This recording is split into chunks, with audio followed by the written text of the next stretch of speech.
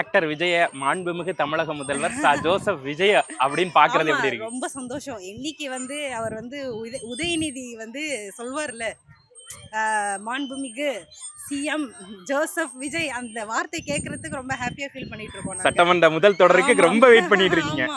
அவர் சொன்னால உதயநிதி சொல்வார்ல, மாண்புமிகு முதலமைச்சர், அந்த ஒரு வார்த்தைக்காக.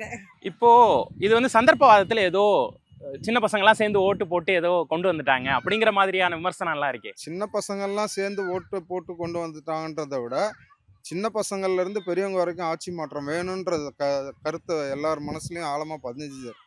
அதனாலதான் இந்த ஆட்சி மாற்றம். விஜய் மாமா எனக்கு ரொம்ப பிடிக்கும்.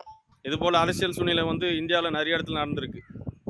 உதாரணத்துக்கு எடப்பாடி பழனிசாமி புரட்சித்தலைவி அம்மா இறந்தப்போ கூட அவருடைய ஆட்சி நிலை காத்துன்னு சொன்னாங்க. ஆனால் கண்டினியூ பண்ணிட்டாரு இல்லைங்களா? அதனால் அப்படி சொல்கிறத நம்ம ஏற்றுக்க முடியாது.